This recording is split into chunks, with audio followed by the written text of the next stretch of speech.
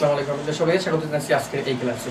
SSC এবং অ্যাডমিশনে question যেখান থেকে আসে সেটা হচ্ছে আপনার প্রিপোজিশন থেকে একটা কোশ্চেন আসে। তো আমরা একটু প্রিপোজিশনের বিষয়টা দেখি।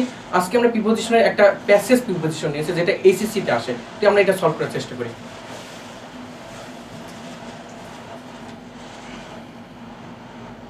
ওকে, বলা হচ্ছে complete the text with suitable preposition. এগুলো হচ্ছে আপনারা দেখেছি এসএসসি তে আসে, অর্থাৎ সামনে যাদের এসএসসি পরীক্ষা তাদের জন্য খুবই ভালো একটা বিষয় হবে।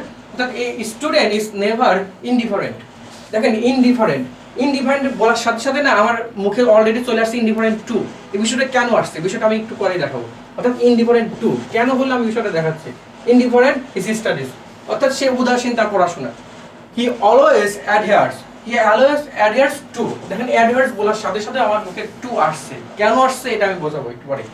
তারপর আমরা দেখতে পাচ্ছি যে he does not learn things by rote. এই যে বাইটা না, এটা হচ্ছে মিনিংগত। এখন এটা হচ্ছে মিনিংগত আসছে, একটু দেখেন। প্রিপোজিশন মূলত আমরা দেখতে পাই যে দুই ভাবে প্রিপোজিশনটা নির্ধারণ করতে, একটা হচ্ছে অ্যাপ্রোপ্রিয়েট প্রিপোজিশন অর্থাৎ মুখস্থ, এটা মানে এর সাথে ইনডিফারেন্টের সঙ্গে টু হবেই। তারপরে আমরা দেখতে পাচ্ছি যে অ্যাডভার্সের সাথে টু হবে, আর একটা হচ্ছে মিনিং অর্থ, অর্থাৎ এর অর্থ দিলে অফ বসে, উপর দিকে গেলে অন যায়, উপর দিকে বলে অন যায়, মধ্য দিকে গেলে থ্রো বসে। এই বিষয়টা হচ্ছে মিনিং বেসড। এবং তারপরে আমরা যদি দেখি হি ডাজ নট হান্ট ফর। এই হান্ট ফর হচ্ছে কেন বললাম, কারণ এটা একটা অ্যাপ্রোপ্রিয়েট প্রিপোজিশন। এই বিষয়টাই আজকে দেখাবো। Hunt for traditional guide books, moreover he has great thirst for. আমরা জানি যে থ্রাস্ট ফর হয়, এটা একটা অ্যাপ্রোপ্রিয়েট প্রিপোজিশন।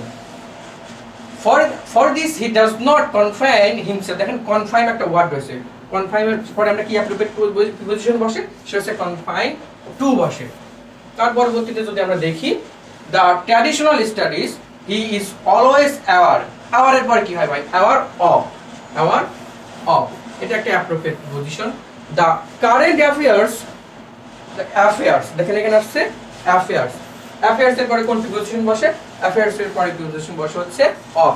কেন বসলো, এটা একটা অ্যাপ্রোপ্রিয়েট পজিশন। দেখেন একটা প্যাসেজের মধ্যে আমরা একটা মিনিং বেস পাইছি, বাকি সবগুলো অ্যাপ্রোপ্রিয়েট প্রিপোজিশন পেয়েছি এখন পর্যন্ত। তারপর আমরা দেখতে পাচ্ছি যে he avoids by this teachers advice and jots down. আমরা জানি জটস এর সাথে ডাউন প্রিপোজিশনটা বসে।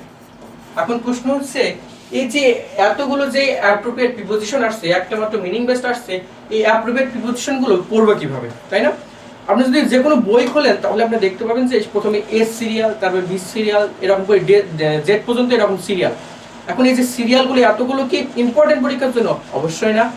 ইম্পর্টেন্ট যেগুলো, এবং শুধুমাত্র আপনি যদি একটু ভাগ ভাগ করে পড়েন, অর্থাৎ টুর গুলো এইটা, ফরের গুলো এইটা, কিভাবে পড়বেন চলেন এটাই দেখাই।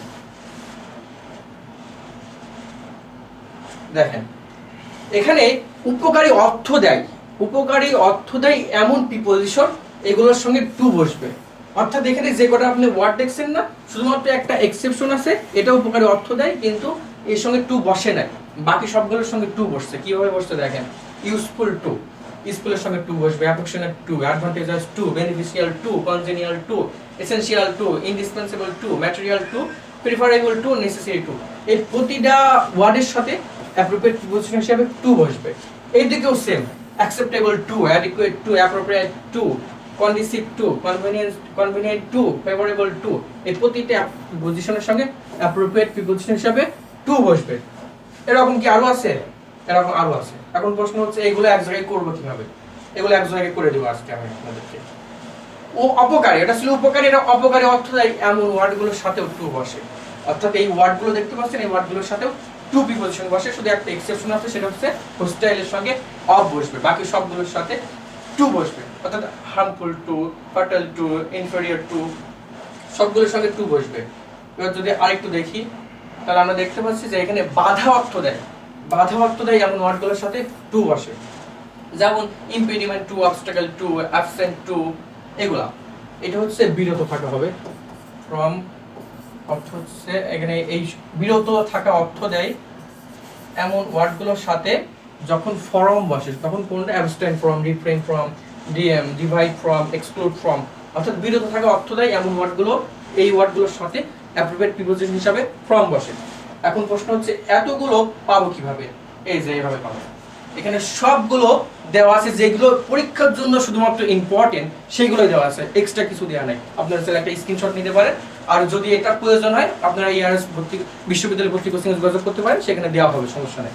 তো এই বিষয়গুলো আমরা দেখতে পাচ্ছি যে এখান থেকে আমরা সব প্রিপোজিশন আমরা শিখে নিতে পারবো। ওই আপনাকে ঢালাভাবে এ থেকে জেড পর্যন্ত বুঝতে পারা লাগবে না। অর্থাৎ এখানে টুর আছে, টু দেখতে পাচ্ছি, ফ্রম এর আছে, ফ্রম, ফর, অ্যাট, টু, নিকটবর্তী, অর্থ দেয়, এই সবগুলো হচ্ছে এখানে দেওয়া আছে। এখন আপনারা এটা যদি একবার করে পড়েন তাহলে ইনশাআল্লাহ এখান থেকে কমন আসবে।